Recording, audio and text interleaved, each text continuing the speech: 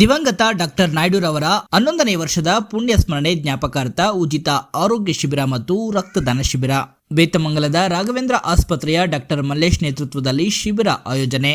ಬೇತಮಂಗಲದ ರಾಘವೇಂದ್ರ ಆಸ್ಪತ್ರೆಯಲ್ಲಿ ದಿವಂಗತ doctor ABB ನಾಯ್ಡುರವರ 11ನೇ ವರ್ಷದ ಪುಣ್ಯತಿಥಿ ಪ್ರಯುಕ್ತ ಉಚಿತ ಆರೋಗ್ಯ ತಪಾಸಣೆ ಹಾಗೂ ಸ್ವಯಂ ಪ್ರೇರಿತ ರಕ್ತದಾನ ಶಿಬಿರವನ್ನ ಆಯೋಜನೆ ಮಾಡಲಾಗಿತ್ತು. ಕೋಲಾರ ಲಯನ್ಸ್ ರಕ್ತನಿಧಿ ಕೇಂದ್ರ ಸಂಯುಕ್ತಾಶ್ರಯದಲ್ಲಿ ರಾಘವೇಂದ್ರ ಆಸ್ಪತ್ರೆಯ ಡಾಕ್ಟರ್ ಮಲ್ಲೇಶ್ ಅವರ ನೇತೃತ್ವದಲ್ಲಿ ಹಮ್ಮಿಕೊಂಡಿದ್ದ ಈ ಶಿಬಿರದಲ್ಲಿ ಯುವಕರು ಸ್ವಯಂ ಪ್ರೇರಿತರಾಗಿ ರಕ್ತದಾನ ಮಾಡುವ ಮೂಲಕ ಶಿಬಿರವನ್ನ ಯಶಸ್ವಿಗೊಳಿಸಿದರು. ಈ ವೇಳೆ ಮಾತನಾಡಿದ ಸ್ತ್ರೀರೋಗ ತಜ್ಞೆ ಡಾಕ್ಟರ್ ಪ್ರತಿಭಾ, ಪ್ರತಿ ವರ್ಷದಂತೆ ಈ ವರ್ಷವೂ ಕೂಡ ತಮ್ಮ ಆಸ್ಪತ್ರೆಯಲ್ಲಿ ಉಚಿತ ಆರೋಗ್ಯ ತಪಾಸಣಾ ಶಿಬಿರವನ್ನ ಆಯೋಜನೆ ಮಾಡಲಾಗಿದ್ದು, ಈ ಶಿಬಿರದಲ್ಲಿ ರಕ್ತದೊತ್ತಡ, ಮಧುಮೇಹ, ಸ್ತ್ರೀರೋಗ, ಹೃದಯ ರೋಗ ತಪಾಸಣೆ, ಬಂಜೆತನ ಮತ್ತು ಪಿಸಿಒಡಿ ಬಗ್ಗೆ ಅರಿವು, ಗರ್ಭಕೋಶದ ಕ್ಯಾನ್ಸರ್ ಬಗ್ಗೆ ಅರಿವು, ಮೂತ್ರಪಿಂಡ ತೊಂದರೆಯ ತಪಾಸಣೆ ಸೇರಿದಂತೆ ಇತರೆ ಕಾಯಿಲೆಗಳ ಕುರಿತು ಉಚಿತ ತಪಾಸಣೆ ಮತ್ತು ವೈದ್ಯಕೀಯ ಸಲಹೆಯನ್ನ ನೀಡಲಾಗುತ್ತದೆ. ಆದ್ದರಿಂದ ಗ್ರಾಮೀಣ ಭಾಗದ ಜನರು ಈ ಶಿಬಿರವನ್ನ ಸದ್ಬಳಕೆ ಮಾಡಿಕೊಳ್ಳಬೇಕೆಂದು ಕಿವಿಮಾತು ನೀಡಿದರು.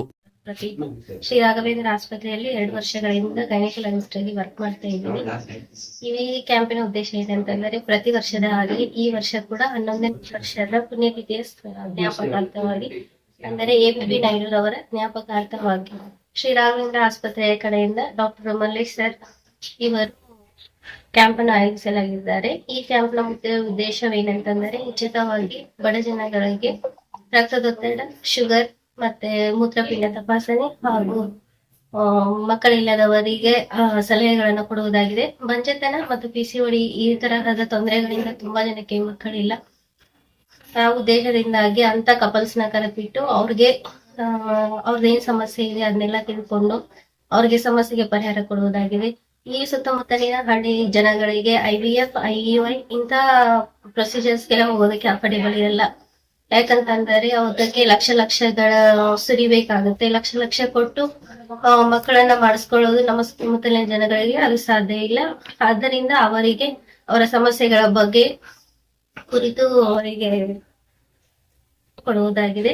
ಅದರ ಜೊತೆಗೆ ಮೇನ್ ಆಗಿ ಇವಾಗ ಒಂದು ಕಪಲ್ ಬಂದಿದ್ದಾರೆ ಅಂತಂದ್ರೆ ಅವರಿಗೆ PCOD ತೊಂದರೆ ಇದ್ದೇ ಇರುತ್ತೆ.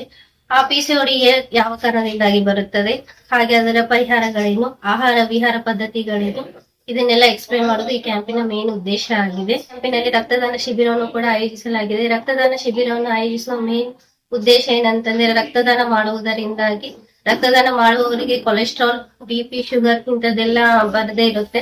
ಮತ್ತೆ ನಾವು ಮೇನ್ ಆಗಿ ಒಂದು ಜೀವನ ಉಳಿಸೋದು ಆಗುತ್ತೆ. ಆದ್ದರಿಂದ ಎಲ್ಲರೂ ರಕ್ತದಾನ ಮಾಡಬೇಕಾಗಿ ಕೇಳಿಕೊಳ್ಳುತ್ತೇನೆ. ತುಂಬಾ ಜನ ಬಂದು ರಕ್ತದಾನ ಮಾಡಿ ಈ ಕಾರ್ಯಕ್ರಮವನ್ನು ಯಶಸ್ವಿಗೊಳಿಸಿದ್ದಾರೆ. ಆದ್ದರಿಂದ ಸುತ್ತಮುತ್ತಲಿನ ಜನಗಳು ಬಂದು ಈ ಕ್ಯಾಂಪ್ ನ ಸದುಪಯೋಗ ಪಡೆದುಕೊಳ್ಳೋದು. ನಾವು ಹೆಲ್ತ್ ಚೆಕಪ್ ಎಲ್ಲ ಮಾಡ್ಬೇಕಾದ್ರೆ ಮೇನ್ ಆಗಿ ಬರುವಂತ ಸಿಂಪ್ಟಮ್ಸ್ ಅಂದ್ರೆ ಕಿಡ್ನಿ ಸ್ಟೋನು, ಸರ್ವೈಕಲ್ ಕ್ಯಾನ್ಸರ್ ಮತ್ತೆ ಬ್ರೆಸ್ಟ್ ಕ್ಯಾನ್ಸರ್ ಈ ತರದ ತೊಂದರೆಗಳ, ಮತ್ತೆ ಮೌತ್ ಕ್ಯಾನ್ಸರ್ ಮೇನ್ ಆಗಿ. ಈ ಕಡೆ ಜನ ಅಂತೂ ತುಂಬಾ ಅಂದ್ರೆ ಡ್ರಗ್ ಅಡಿಕ್ಟೆಡ್, ಮೀನ್ಸ್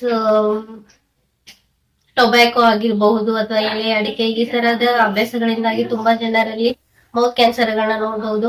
ಹಾಗೆ ಸ್ವಲ್ಪ ಜನ ಹೆಣ್ಣು ಮಕ್ಕಳು ಅಂತಂದ್ರೆ 40 ವರ್ಷ ಮೇಲ್ಪಟ್ಟ ಹೆಣ್ಣು ಮಕ್ಕಳಲ್ಲಿ ಸರ್ವೈಕಲ್ ಕ್ಯಾನ್ಸರ್ ಅನ್ನೋದು ತುಂಬಾ ಜಾಸ್ತಿ ಕಾಣಿಸಿಕೊಳ್ಳುತ್ತದೆ. ಇದಕ್ಕೆ ಮೇನ್ ಕಾರಣ ಅಂತಂದ್ರೆ ಅವರಿಗೆ ಅದರ ಬಗ್ಗೆ ಸರಿಯಾಗಿ ಅರಿವಿಲ್ಲದಿರುವುದು ಮತ್ತೆ ಅವರಿಗೆ ಆರೋಗ್ಯದ ಬಗ್ಗೆ ಕಾಳಜಿ ಇಲ್ಲದಿರುವುದು. ಅಂತ ಪೇಷಂಟ್ ಗಳನ್ನೆಲ್ಲ ನಾವು ನೋಡಿದಾಗ ಏನ್ ಅನ್ಸುತ್ತಪ್ಪ ಅಂತಂದ್ರೆ, ಸ್ಟಾರ್ಟಿಂಗ್ ಅಲ್ಲಿ ನಾವು ತಡೆಗಟ್ಟಬಹುದು ಈ ತರ ಸರ್ವೈಕಲ್ ಕ್ಯಾನ್ಸರ್ ಇರೋದನ್ನೆಲ್ಲ. ಅದಕ್ಕೆ HPV ಇಂಜೆಕ್ಷನ್ಸ್ ಎಲ್ಲ ಬರುತ್ತೆ, ವ್ಯಾಕ್ಸಿನೇಷನ್ಸ್ ಅಂತ ಬರುತ್ತೆ. ಆ ವ್ಯಾಕ್ಸಿನ್ಸ್ ನೆಲ್ಲ ಅವ್ರ ಬಗ್ಗೆ ಅರಿವು ಮೂಡಿಸೋಗೋಸ್ಕರ ಈ ಕ್ಯಾಂಪ್ ನ ನಾವು ಮಾಡ್ಕೊಂಡಿದೀವಿ.